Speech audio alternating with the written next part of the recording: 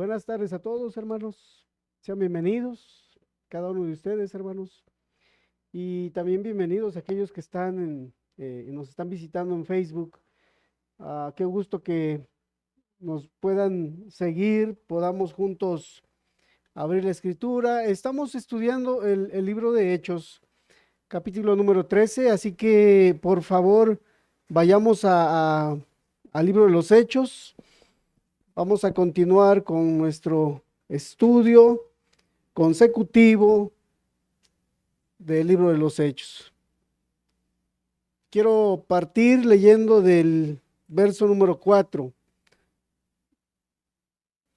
Ellos entonces, enviados por el Espíritu Santo, descendieron a Seleucia y de allí navegaron a Chipre. Y llegados a Salamina, anunciaban la palabra de Dios en la sinagoga, en las sinagogas de los judíos. Tenían también a Juan de ayudante. Y habiendo atravesado toda la isla hasta Pafos, hallaron a cierto mago, falso profeta judío llamado Bar Jesús, que estaba con el procónsul Sergio Paulo, varón prudente. Este, llamando a Bernabé y a Saulo, deseaba oír la palabra de Dios. Pero les resistía Elimas el mago, pues así se traduce su nombre, procurando apartar de la fe al procónsul. Entonces Saulo, que también es Pablo, lleno del Espíritu Santo, fijando en él los ojos, dijo: oh, lleno de todo engaño y de toda maldad, hijo del diablo, enemigo de toda justicia, ¿no cesarás de trastornar los caminos rectos del Señor?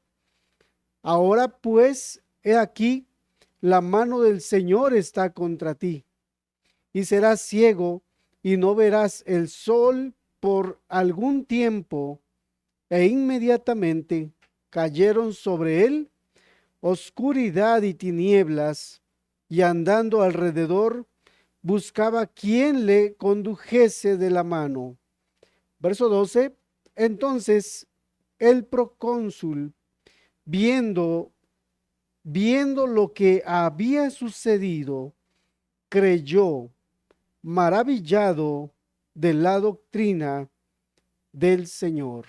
Quisiera, hermanos, que oráramos, pidiéramos a Dios su ayuda, su bendición para esta tarde, hermanos. Padre, gracias te damos primeramente porque podemos hoy tener vida, podemos oír para que tú nos hables, podemos ver, Señor, y hoy podemos estudiar tu palabra, Señor. Y Padre, rogamos que nos ayudes a comprender, a entender tu voluntad. Padre bendito, háblanos a nosotros como iglesia y Padre, déjanos ver los propósitos que tienes también para cada una de nuestras vidas.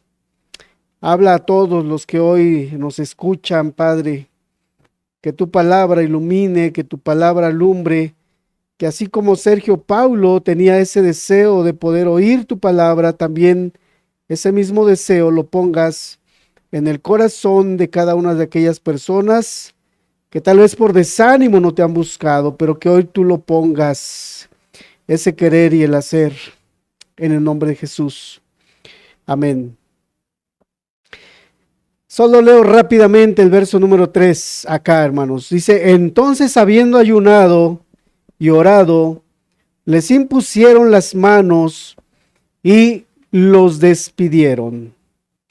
Entonces, habiendo ayunado y orado, les impusieron las manos y los despidieron, refiriéndose en este caso, a Bernabé, refiriéndose al apóstol Pablo, y junto con ellos venía otro varón, familiar de Bernabé, que era el compañero de milicia, de misión, de trabajo, y estaban saliendo para ir a cumplir con la misión que el Señor tenía preparado para cada uno de ellos. Y quisiera decirles a cada uno de los que hoy estamos acá, hermanos, iglesia, que Dios tiene también un propósito por el cual nos ha rescatado del reino de las tinieblas, nos ha sacado de prisiones de maldad, de pecado. Y hoy estamos acá con un propósito, hermanos, que es glorificar el nombre de nuestro Señor Jesucristo. Y creo que así como llamó a Pablo, así como llamó a Bernabé, así como Dios escogió a estos hermanos para el ministerio, yo creo que también así Dios a cada uno de nosotros tiene una misión que cumplir de parte de Dios. De lo contrario, creo que usted estuviera ya del cielo. De lo contrario, yo creo que usted ya no estuviese hoy acá con nosotros o yo aquí con ustedes. Yo creo que ya estuviéramos allá en la presencia del Señor. Pero estamos acá y hay un trabajo que hay que hacer, hay que desempeñar, hay que desarrollar, hay que cumplir y ese es el propósito por el que usted y yo estamos todavía. Ellos, dice el versículo 4, entonces, enviados por el Espíritu Santo, descendieron a Seleucia y de allí navegaron a Chipre. Estos hermanos estaban en Antioquía, estaban en ese tiempo de preparación y ellos viajan a Seleucia para zarpar hacia Chipre.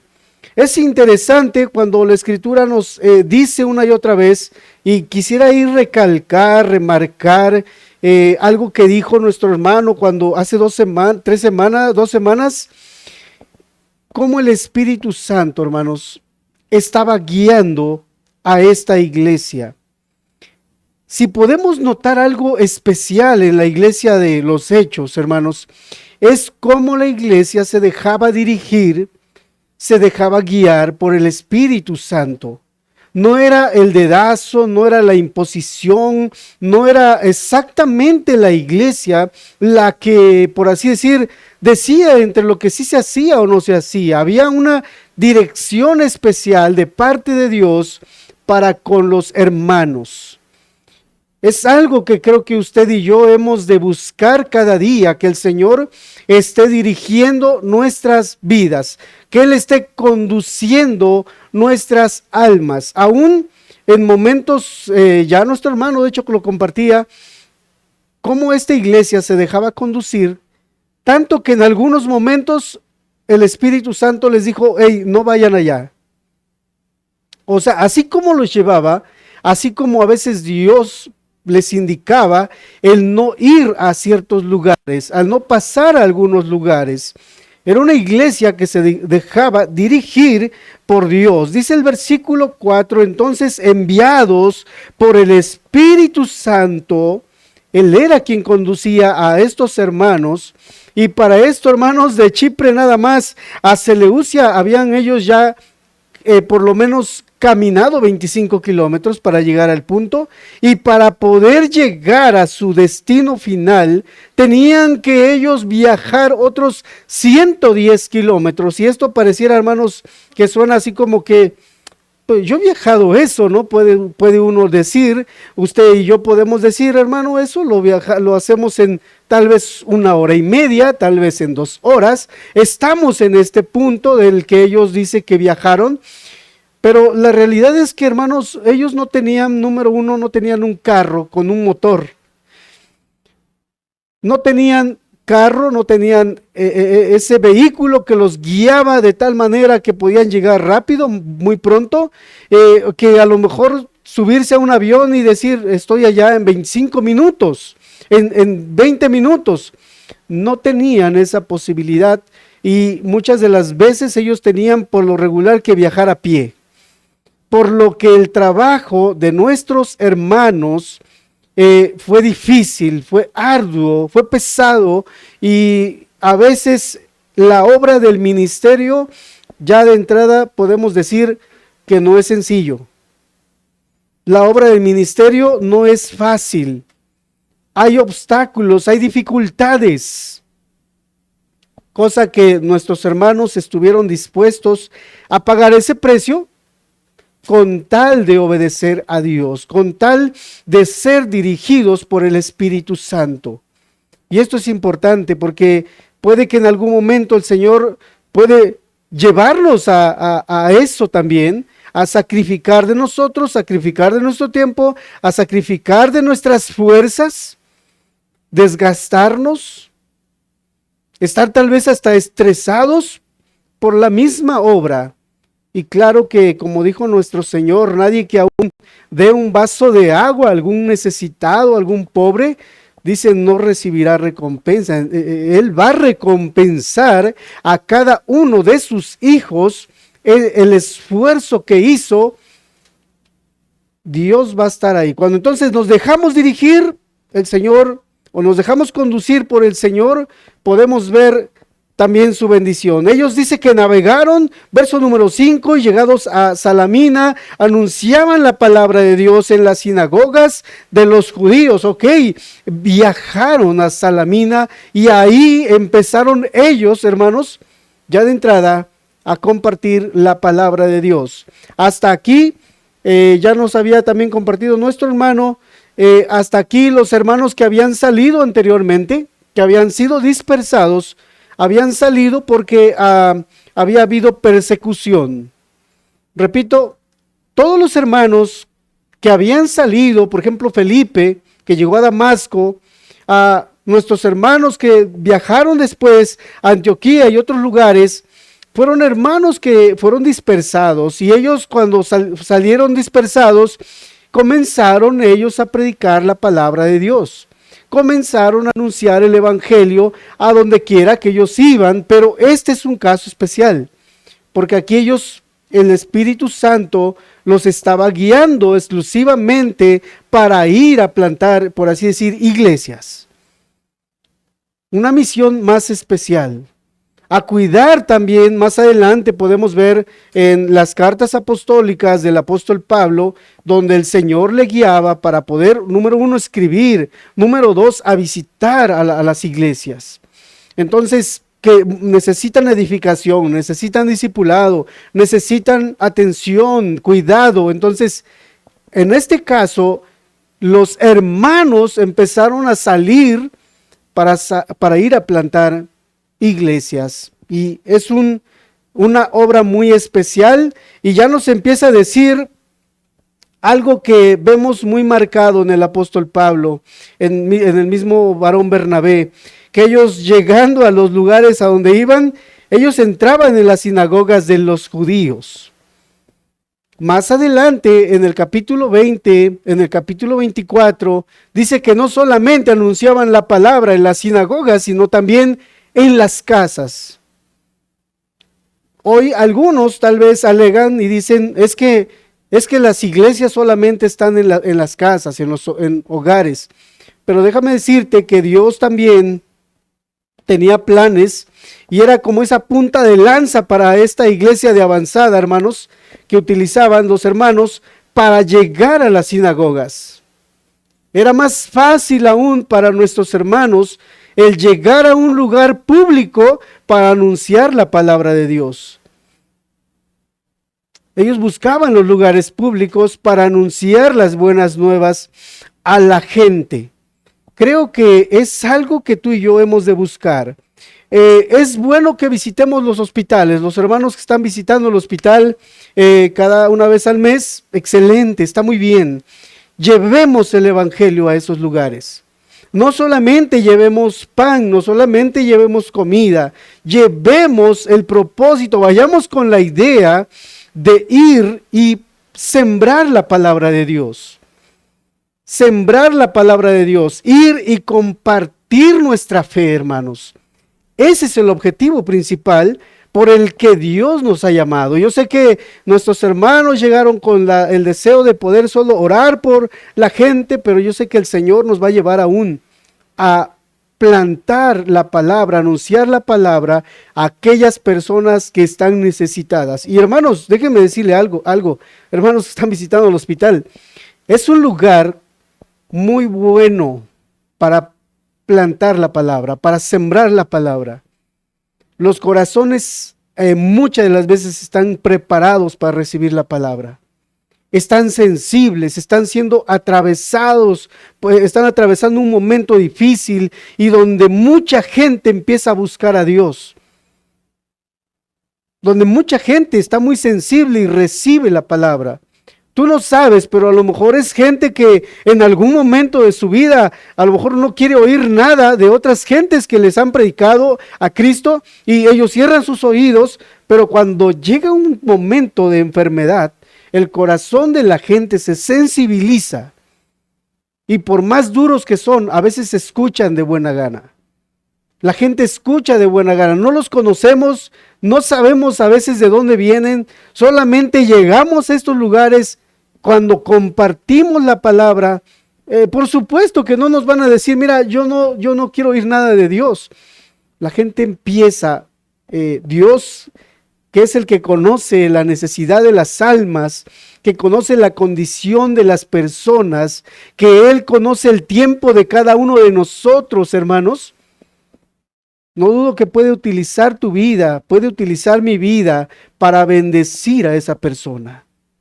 Puede ser el inicio exactamente de la búsqueda de esa alma, de la conversión hacia el Señor Jesucristo. Entonces, esta iglesia, hermanos, buscaba la ocasión para poder anunciar la palabra. Llegados a Salamina, anunciaban la palabra de Dios en las sinagogas de los judíos. Qué bueno que el Señor empieza a darnos estos detalles, porque hermanos, a veces yo sé que el mundo, cuando no sabemos presentar el evangelio o cuando no sabemos cómo hacerlo, podemos tal vez hacerlo también o comenzar de una manera equivocada.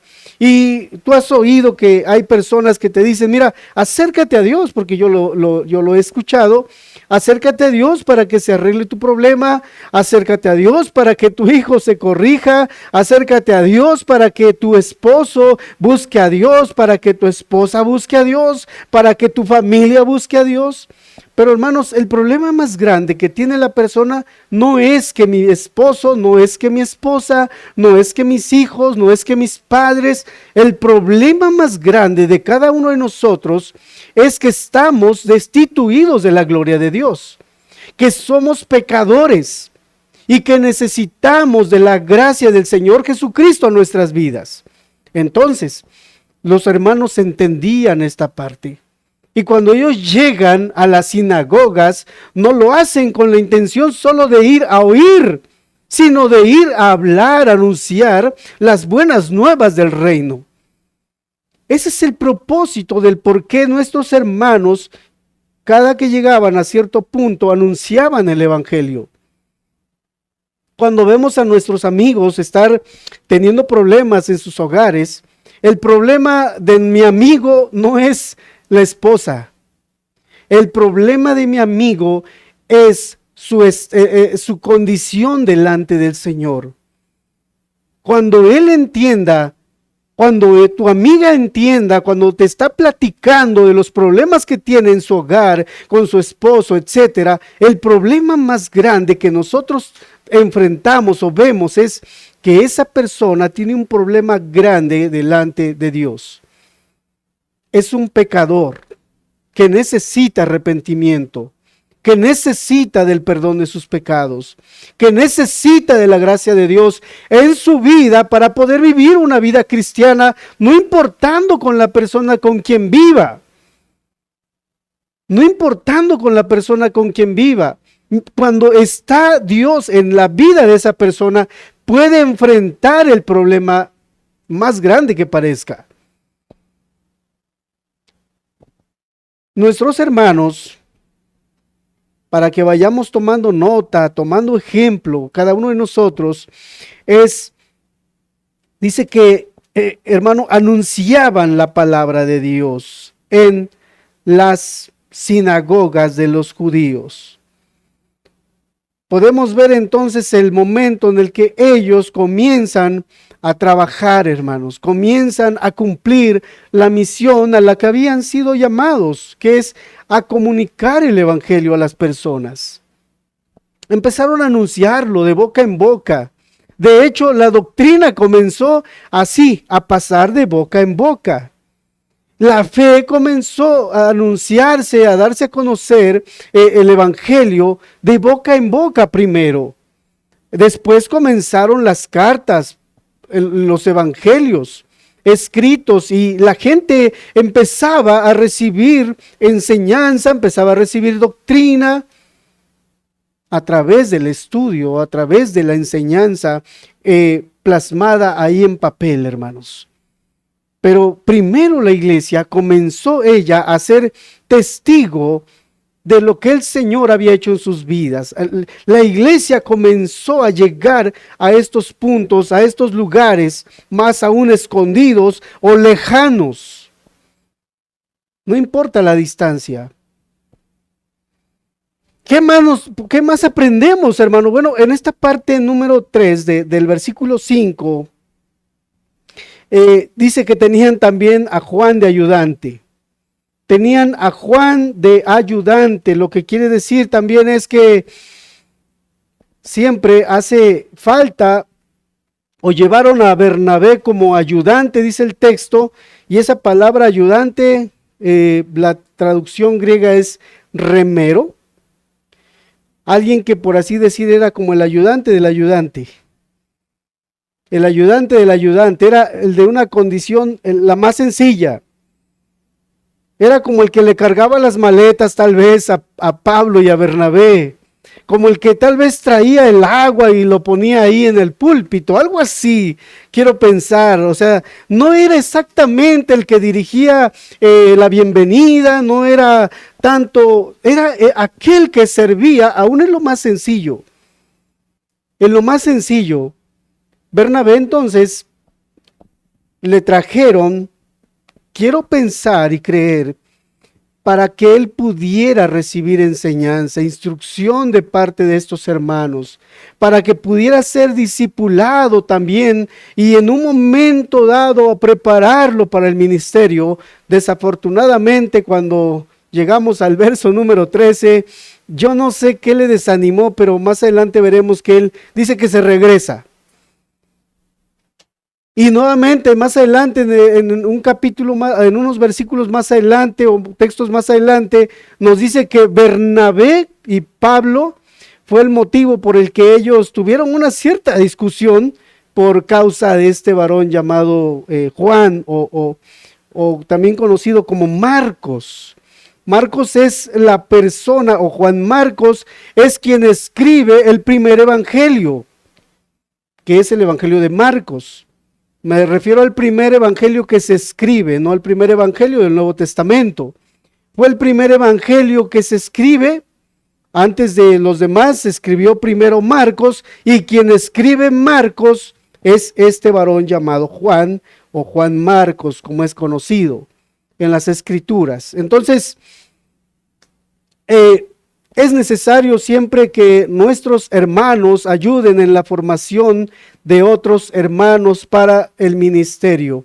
Es importante a veces que los líderes puedan ellos preparar a nuevos hermanos para la obra de Dios, aún para dirigir a la misma iglesia.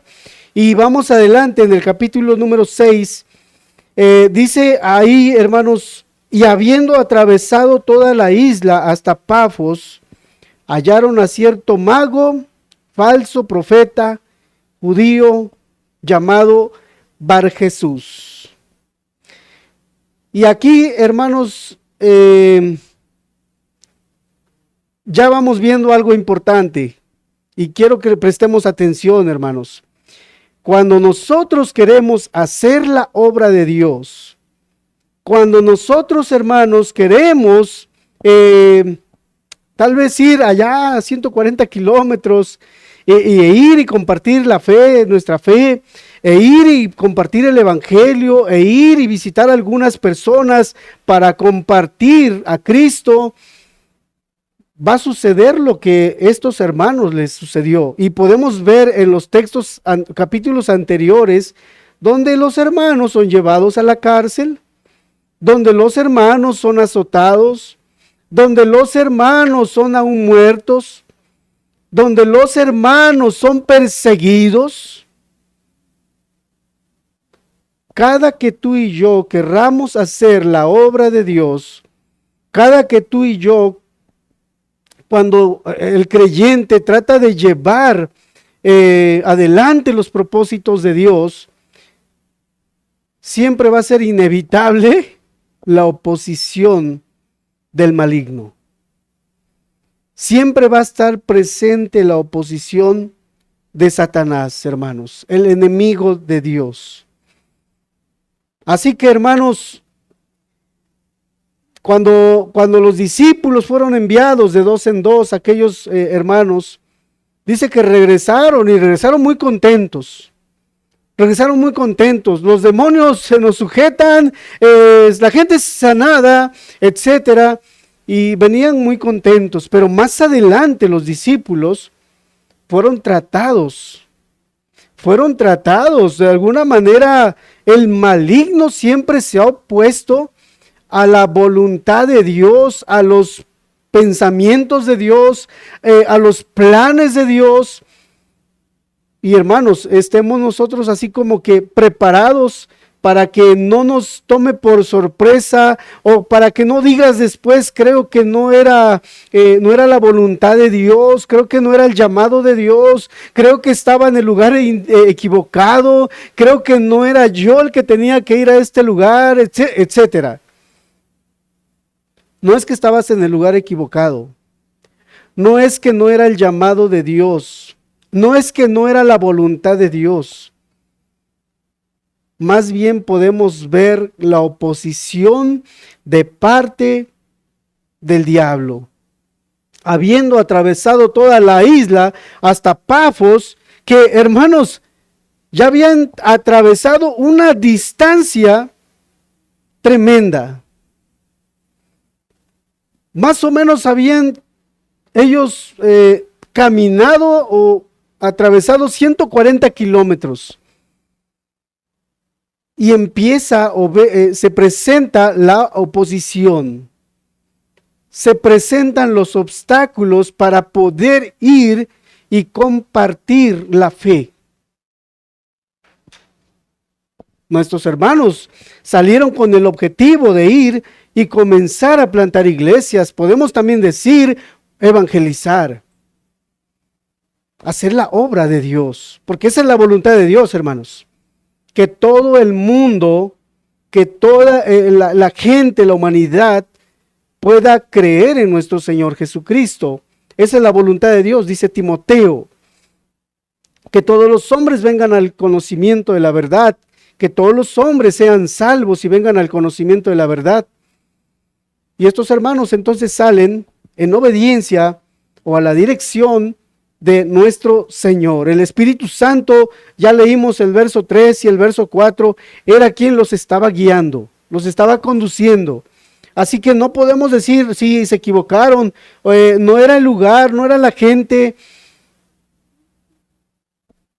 Y es que eso podemos pensar muchas de las veces. Déjame decirte, contarte, hace ya tiempo, bueno, yo leía algo de las misiones de esta iglesia, movimiento Ejército de Salvación, no sé si has oído, pero el Ejército de Salvación comenzaron a sacar, a llevar, a ir, a salir muchos hermanos a diferentes misiones en Inglaterra, y esto se hizo mundial. O sea, hoy en día encuentras todavía este movimiento por ahí. El Ejército de Salvación empezó a propagarse, comenzando a llevar la fe de nuestro Señor Jesucristo, hermanos, en nuestro Señor Jesucristo. Y en algunos lugares dicen todavía que cuando te llegas a hospedar en algún hotel, a veces te encuentras una Biblia pequeña, y no sé si dice los Gedeones, pero algo así, hermanos. Los he visto en algún momento, no recuerdo ahorita mismo cómo dice, pero algo similar. Entonces, estos grupos o este movimiento, hermanos, lo que pretendía era llevar la palabra de Dios a los más que pudieran. En las convenciones anuales que ellos tenían, yo leí hace ya rato algunos testimonios de ellos. A veces llegaban no para contar las victorias de la iglesia, sino más bien como para contar las derrotas de la iglesia. llegaban hermanos que venían desanimados. Hemos estado 10 años, 5 años, 3 años en este pueblo, en esta ciudad, y nadie siquiera quiere oír acerca de Dios. Eso muchos de nuestros hermanos les desanimaba. Y ellos escriben, hermanos, uno de los mayores enemigos de la iglesia es el desánimo. Y si tú me preguntas, hermano, ¿a poco tú en algún momento te has desanimado? Hermano, te puedo decir con toda honestidad, yo me he desanimado. En algún momento en mi vida ha habido desánimo. En algún momento, los hermanos dicen, uno de los enemigos más fuertes que la iglesia ha de vencer es el desánimo. Y muchos de estos hermanos llegaban desanimados. Imagínate tú, vienen a la convención y otros escuchan algunos que Dios ha bendecido esta iglesia, esta obra, en esta ciudad, en este pueblo, en una aldea. Y yo llego y digo, a mí me ha ido mal. Es más, ahora mismo estoy deprimido. Algunos llegaban deprimidos, aplastados, como derrotados. Y los hermanos, recuerdo, decían, hermano, regresa. Y ahora regresa, les decían, tenían un dicho, regresa ahora de rodillas. Ora a Dios. Y estaremos contigo, oraremos a Dios también contigo, por ustedes. Salían matrimonios. Por lo regular este movimiento enviaba matrimonios, no enviaba a jóvenes solteros. Iban las parejas, los hijos, y llegaban desanimados a veces. Hermanos, el ir y querer plantar, sembrar la palabra de Dios, no es sencillo. Ya el salmo, por ahí un salmo, no recuerdo ahorita el número, capítulo, pero dice que irá andando y llorando el que lleva la preciosa semilla. Irá andando y llorando el que lleva la preciosa semilla. Lo cito más o menos textualmente. Mas volverá con regocijo trayendo sus gavillas. Mas volverá con regocijo trayendo sus gavillas, trayendo el fruto. Y estos hermanos, esta iglesia entendía esta verdad. Esta iglesia entendía esta verdad que está en las Escrituras. No siempre el sembrar, el trabajar en la obra del Señor es algo sencillo. No recuerdo, pero algunas estadísticas, si pudiéramos decir, de cómo hoy en día hay iglesias que están cerrando, pastores que están dejando el ministerio, hermanos que están dejando el ministerio.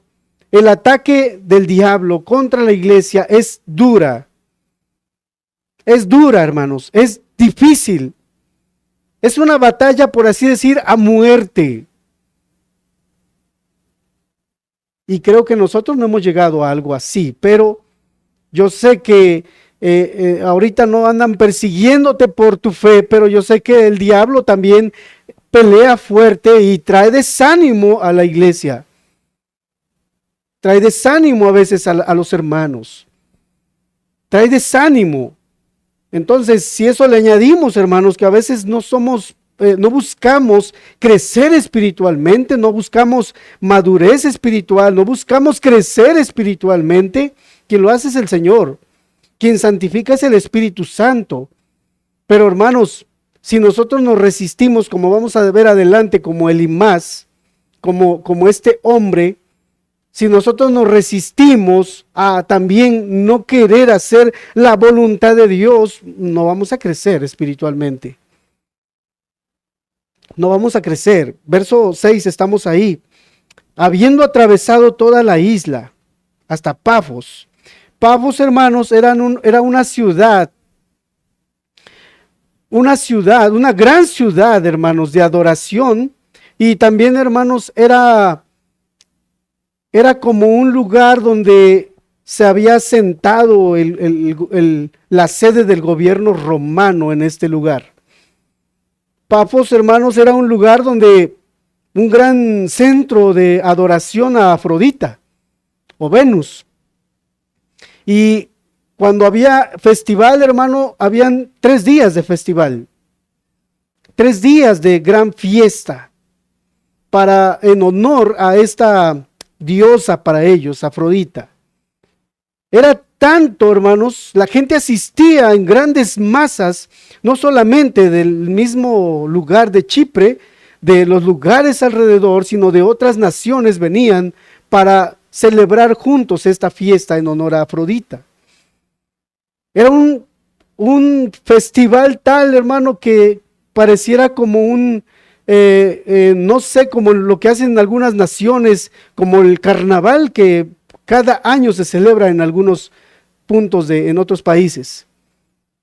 Era grande la adoración aún y fuerte la adoración hacia esta diosa. Entonces, nuestros hermanos llegaron no a un lugar sencillo, no a un lugar fácil. Por si tú crees que México o Puebla sea un lugar idólatra, déjame decirte que nuestros hermanos, esta iglesia de la que estamos hablando, muchas de las veces se encontraron con la idolatría igual de arraigada como en nuestro país o en algunos pueblos donde tal vez tú y yo vivimos.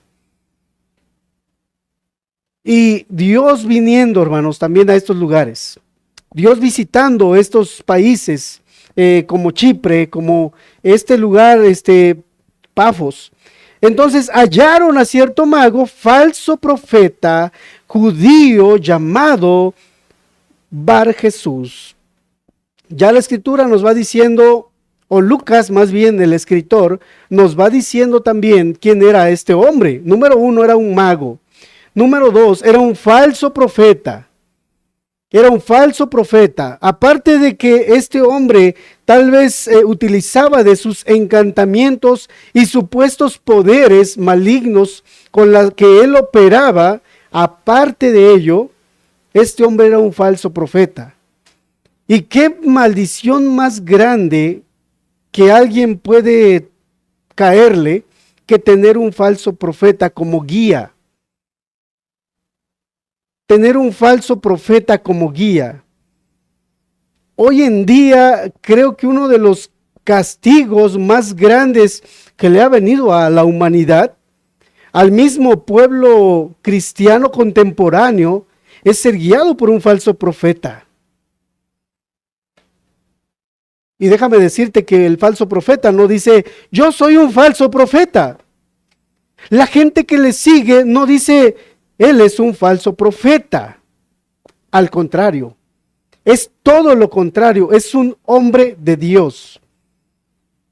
Leía de alguien que, ustedes saben, uno de los líderes mexicanos que ahorita está tras las rejas, la gente, sus seguidores dicen, es un hombre honorable, es un apóstol honorable, es un hombre santo. No sé si tú leíste las notas, el periódico, pero la gente da la vida por este hombre.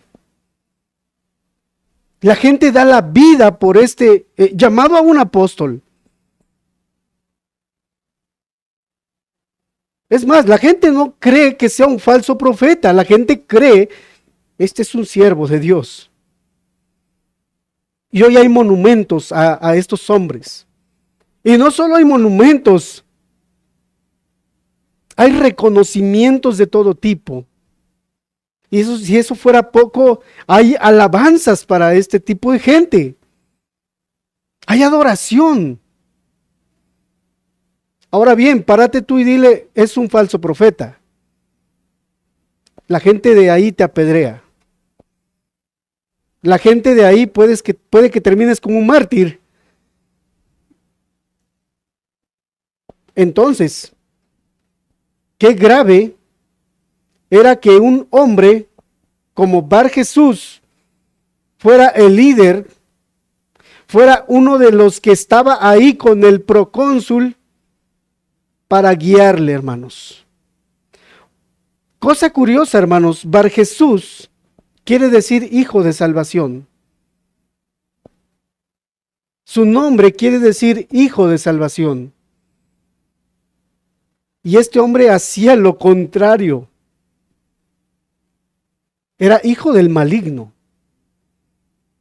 Lejos de llevar a la gente a la salvación, como dice su nombre, hijo de salvación, le llevaba más bien a la perdición.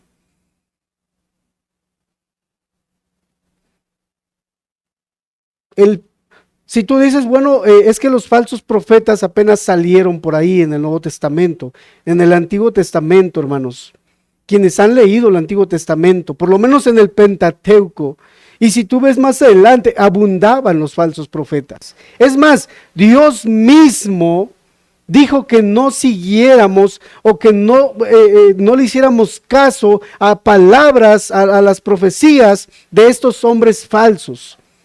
Y nos dijo, si su palabra no se cumple, tenle como un falso profeta. Y al falso profeta entre el pueblo, apedréalo.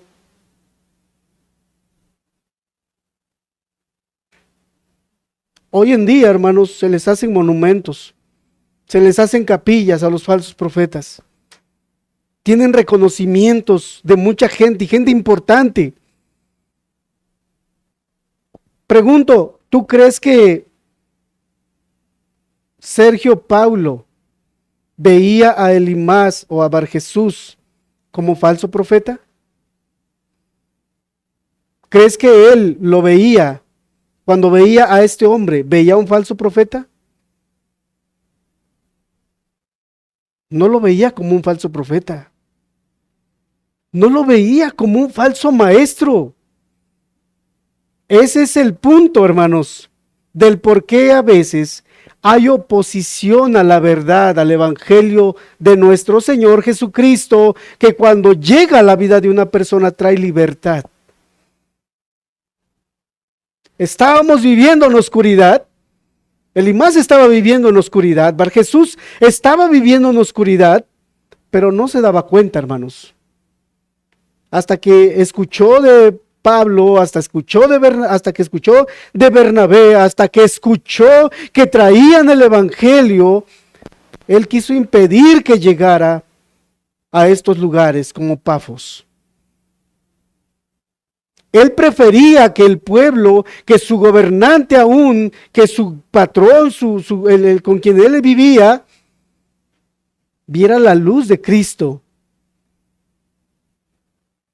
Si algo deseamos es que tú puedas ver a Cristo.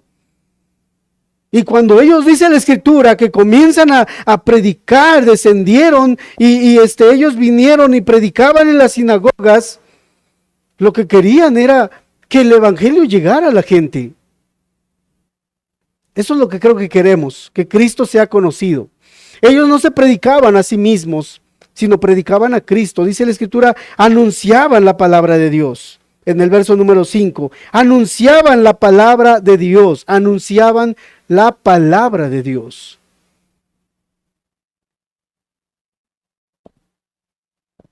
Pero el pueblo no veía a este hombre, Bar Jesús, como un falso profeta.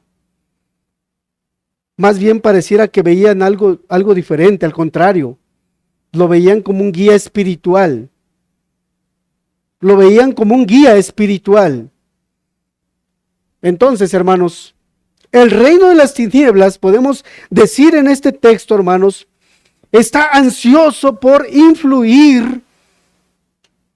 Está ansioso el reino de las tinieblas por tener influencia en los gobernantes también.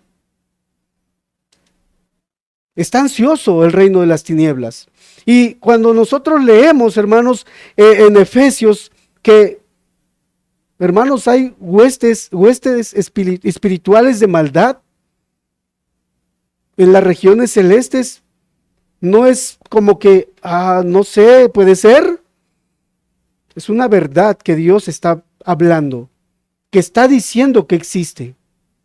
¿Recuerdas tú cuando Daniel, los que hemos leído el libro de Daniel, dice que comienza a orar, Daniel, Señor, el tiempo se ha cumplido. Tú dijiste que ibas a traer esto, que ibas a traer libertad del pueblo después de los 70 años. Tú dijiste que va a venir libertad y no ha pasado, Señor. Estamos cómodos, estamos viviendo en casas artesonadas, estamos viviendo muy cómodos estamos. ¿A qué hora va a llegar la libertad, Señor? Eso era lo que estaba orando Daniel. Y más adelante la escritura dice que viene el ángel de Dios y le dice: mira, Daniel, muy amado, desde que comenzaste a orar, Dios me envió, pero el rey me impedía, etcétera. Había una oposición demoníaca.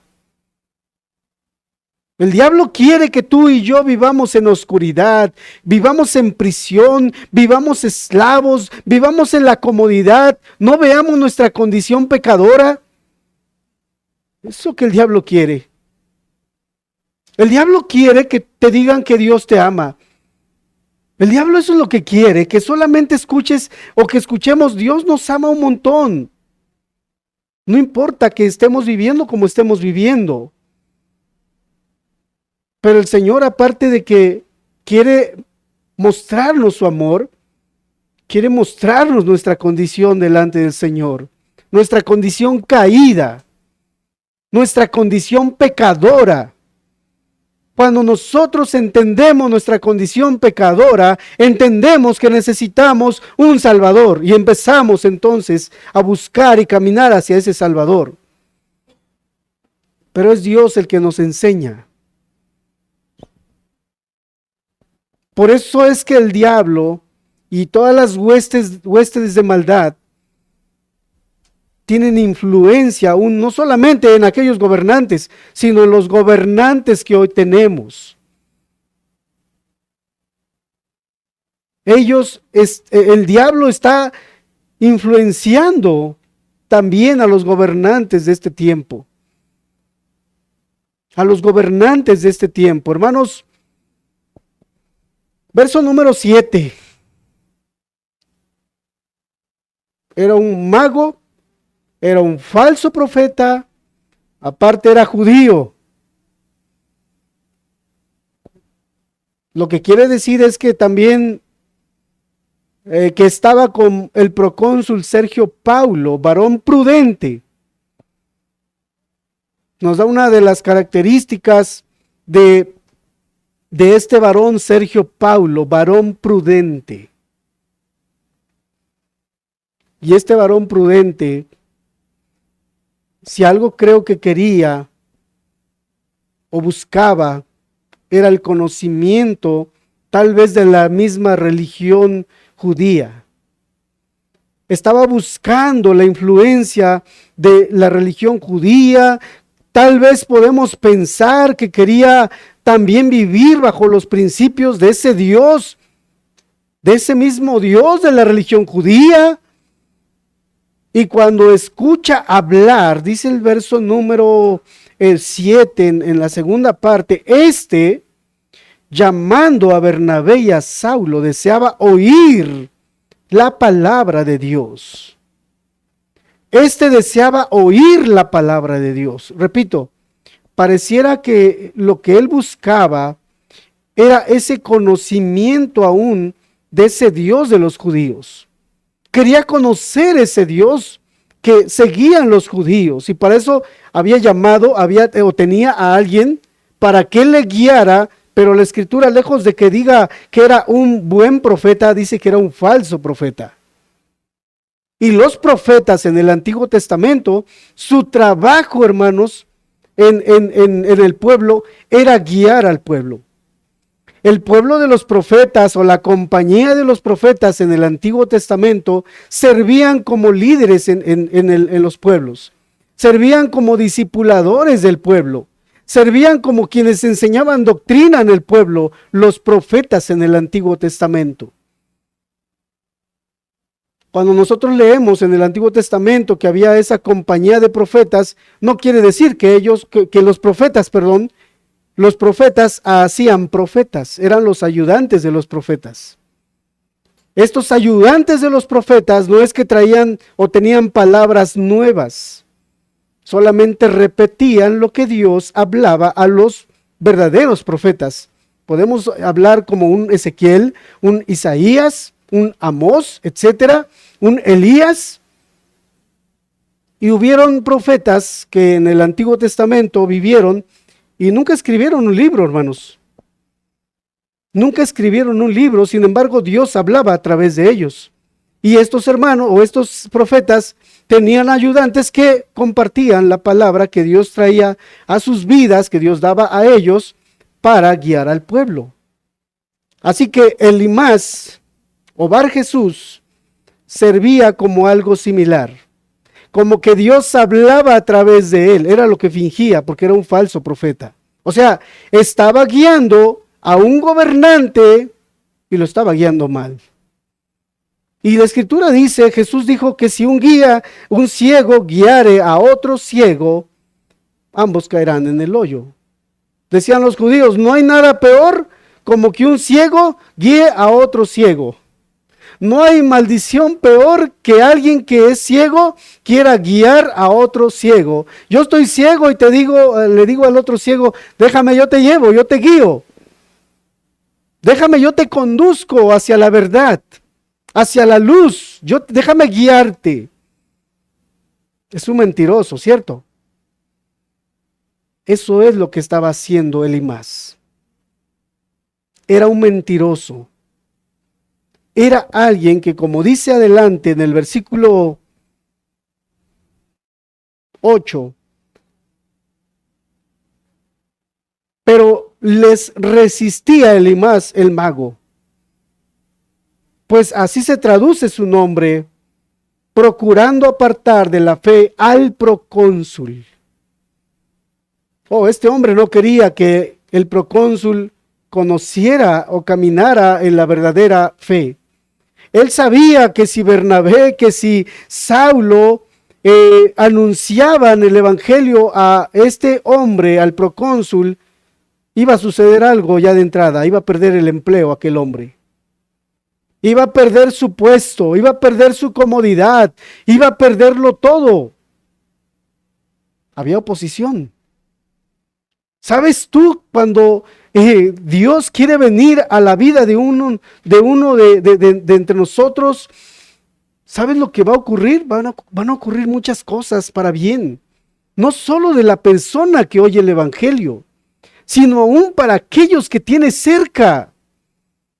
Por eso es que el diablo, cuando la escritura nos dice a lo que ha venido Satanás, nos lo dice muy claro. Vino para matar, vino para hurtar, vino para destruir.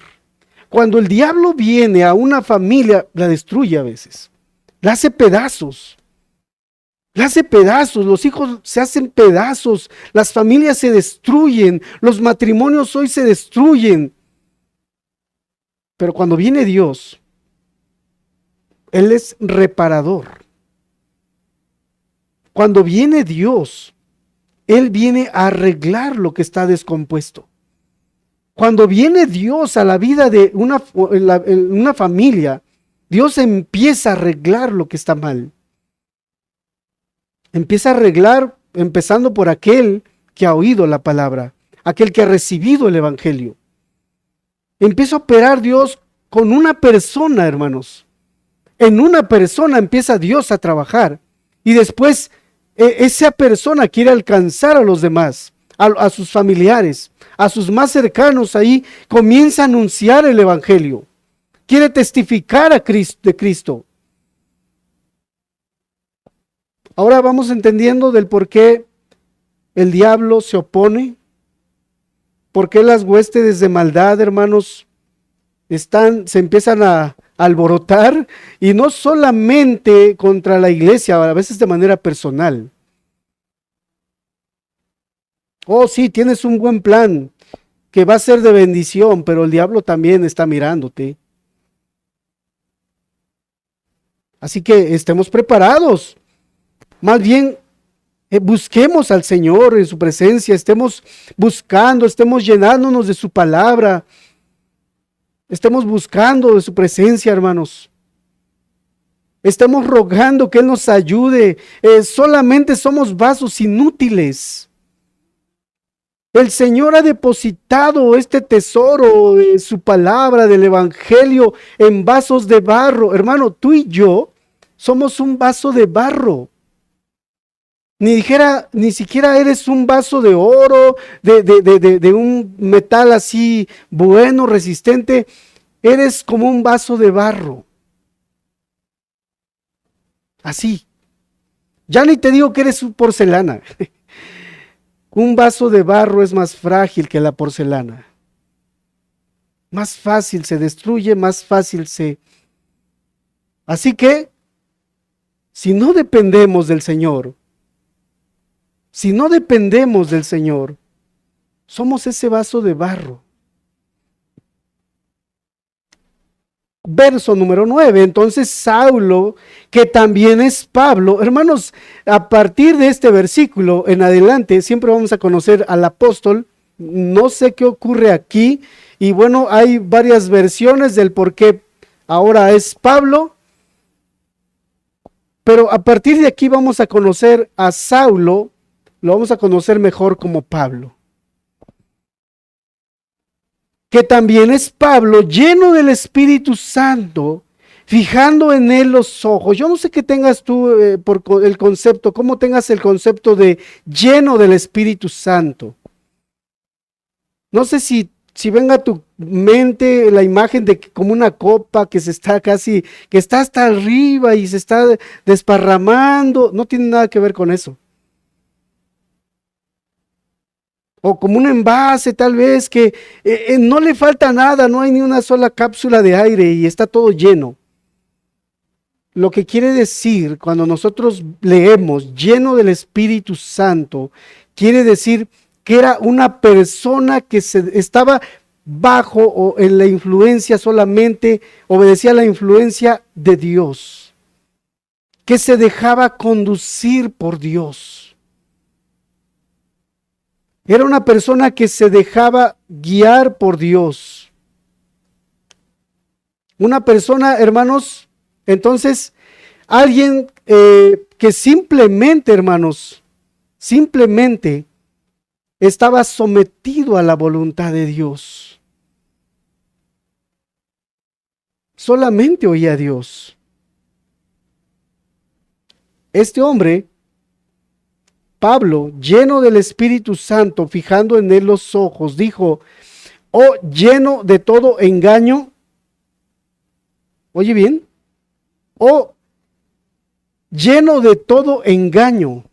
O sea que todo lo que él hablaba, todo lo que él decía, todo lo que él salía de sus labios, era engaño. De toda maldad. Hijo del diablo, enemigo de toda justicia. Ay, suena fuerte, hermanos. Suena fuerte lo que este hombre estaba escuchando. ¿No cesarás de trastornar los caminos rectos del Señor? ¿No cesarás de trastornar los caminos rectos del Señor? Qué fuerte le estaba hablando Pablo el apóstol a este hombre que estaba obedeciendo a su Señor, a Satanás, queriendo parar la obra, queriendo detener el avance de esta iglesia, queriendo parar, queriendo, hermanos, levantarse en contra de los hermanos aún. Y es que, hermanos, cuando el Evangelio viene a nuestras vidas, viene a convencernos primero. El Evangelio se trata de que Él nos convence de que somos pecadores. Si usted me dice que está caminando con el Señor, pero nunca se ha arrepentido, no creo que conozcas al Señor de la Biblia. Porque primero el Señor viene a convencernos que somos pecadores. Y es que a veces, ya lo han dicho varios, yo mismo lo dije en algún momento en mi vida, pero cuando escuchamos la predicación, pareciera que me señalan a mí o hablan de mí. Y decimos, alguien les vino a decir de mí. Alguien le dijo al hermano que yo estoy viviendo de esta manera. Y es que la verdad es que no nos metemos en la vida de las personas. Pero el Espíritu Santo que conoce tu vida, Dios que conoce tu corazón, que conoce tu condición, Él habla a tu vida. Cuando nosotros leemos los evangelios, una y otra vez dice, el que tiene oídos para oír, oiga. El que tiene oídos para oír, oiga. Por ejemplo, en la parábola del sembrador, habla de una parte de la parábola y dice, el que tiene oídos para oír, oiga. Porque Dios habla muy directo, de manera personal, trata con las personas. Porque Dios, que es espíritu y que no lo ves, que Él sí te ve, que Él es omnisciente, sabe lo que haces tú en secreto. Sabe lo que tú haces en secreto cuando estás en tu máquina, tu computadora, cuando estás en tu teléfono y nadie está contigo. El Señor conoce lo que tú ves, lo que tú recibes de información, sabe cómo hablas tú cuando allá no hay ningún hermano, no está el pastor que te está cuidando. Él sabe cómo te conduces, cuál es tu vocabulario allá con tus amigos de la calle, con tus amigos del trabajo, con tus compañeros de la escuela. Él te ve ahí. Y cuando te dice que eres un pecador, por eso te sientes redarguido. Sabes que el Señor está hablando a tu vida. Y que déjame decirte otra cosa, a veces no nos gusta mucho que el Señor trate con nosotros de esa manera directa, personal, porque Dios es un Dios personal. A veces nos incomoda que nos digan que somos pecadores, pero ¿sabes qué? Es necesario. Es necesario, el evangelio no sería evangelio si solamente dijéramos que Dios te ama. Si no decimos cuando predicamos el evangelio que tú eres un pecador, nunca vas a verte en la necesidad de un Salvador. Es más, pensarás siempre que eres alguien bueno. No busco a Dios, ¿para qué si no soy malo? Yo no estoy tan mal, ¿por qué dices que busque a Dios si yo no le hago mal a nadie? ¿O cuántos dicen esas palabras? Yo no le echo mal a nadie. Por eso mismo necesitas un Salvador, porque no sabes hacer el bien tampoco. Estás mal en tu vida. Estás mal en tu corazón. Nos sentimos buenos delante de Dios, cuando en realidad estamos perdidos. Vivimos en prisiones de oscuridad, así como Elimás, el mago y falso profeta, engañador. Ahora pues, dice el verso 11, aquí la mano del Señor está contra ti y serás ciego y no verás el sol por algún tiempo. E inmediatamente cayeron sobre él oscuridad y tinieblas, y andando alrededor buscaba a quien le condujese de la mano. Oh, qué contradicción. Aquel que conducía al procónsul, al gobernador, ahora estaba buscando a alguien que le condujera. Qué contradicción, hermanos. ¿Y sabes qué? A este hombre le sucedió algo muy similar al hombre que le estaba hablando, al apóstol Pablo. Que cuando se oponía a la obra, Saulo, dice la escritura que le salió camino a Damasco el Señor. Y de igual manera le vino oscuridad, dice, quedó ciego por algún tiempo también. Lo que quiero pensar acá, sin interpretar de una manera equivocada la escritura, es que como que Dios le estaba dando una oportunidad a este hombre. Así como el apóstol, como Pablo, como Saulo, pues tuvo una oportunidad para poder buscar a Dios. Dios estaba dando oportunidad a este hombre. Dios estaba hablando de manera directa a este hombre. Dios estaba hablando al corazón de este mago también. Ahora bien, yo creo que Dios habla a todo mundo, por más duro que seamos, yo decía en la introducción, hablando del hospital, a veces por más duro que seamos, no hay nada imposible para Dios. No hay hombre que pueda resistirse al poder de Dios, al Espíritu Santo. No hay hombre duro, más duro. El más duro que tú puedes ver como un rey babilonio, Nabucodonosor, hermano, que era duro, la Escritura dice que lo trató. De tal manera que lo redujo a la condición de una bestia. Y lo redujo a ese grado y después lo volvió a levantar, hermanos. Recibió su conocimiento otra vez. Por más duro que fuera aquel rey, Dios lo humilló. Hermanos, si crees que tú eres muy duro, déjame decirte que no sabes con quién te estás enfrentando. Es Dios.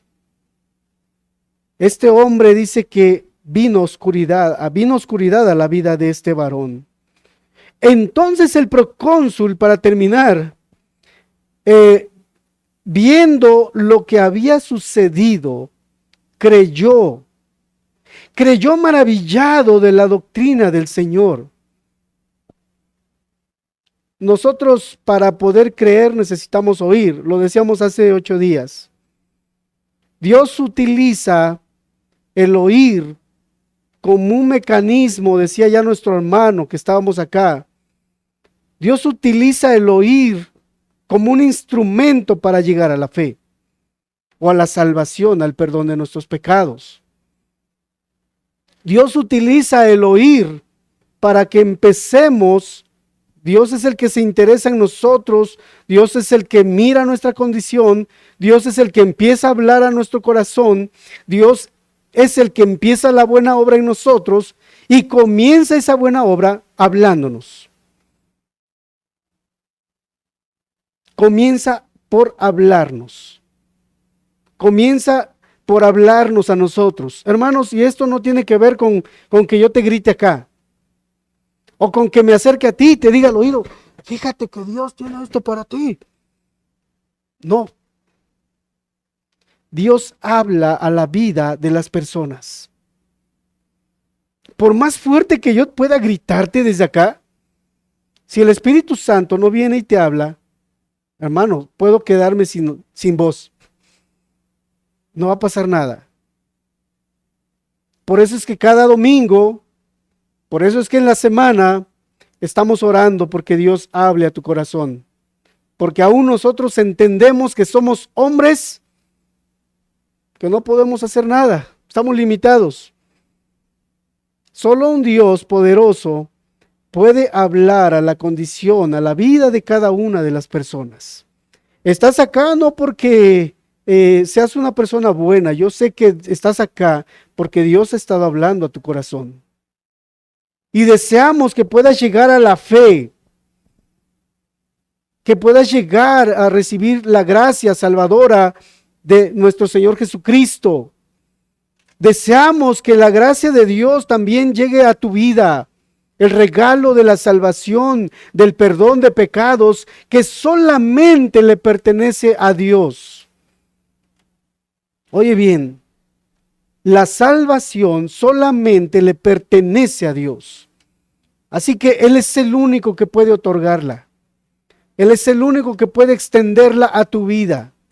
Nosotros solamente hablamos, pero Dios es el que murió en la cruz, el que pagó por tus pecados para que seas libre.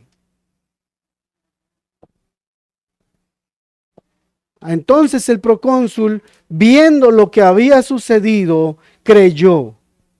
Hermanos, yo creo en lo que aquí sucedió. Yo creo sin haber visto, porque yo creo que esto es el testimonio del Espíritu Santo. Es el testimonio del Espíritu Santo, maravillado de la doctrina aún del Señor, dice acá. Que podamos juntos creer en Él, por lo que Él ha hecho. que podamos creer en el sacrificio que Jesucristo hizo en la cruz del Calvario para perdonarnos. Que tú y yo podamos creer en Él y no apartar esa fe en Él. Quisiera que termináramos entonces orando, hermanos. Padre, gracias por este tiempo. Gracias por tu palabra. Y Padre, ya lo decíamos, si tú no hablas al corazón de cada uno de los que hoy oímos, no sucederá nada, Señor. Pero que tú que escudriñas aún lo más profundo de nuestros corazones, hables hoy a cada persona. Padre, te lo pedimos, te lo rogamos, en el nombre de Jesús. Amén.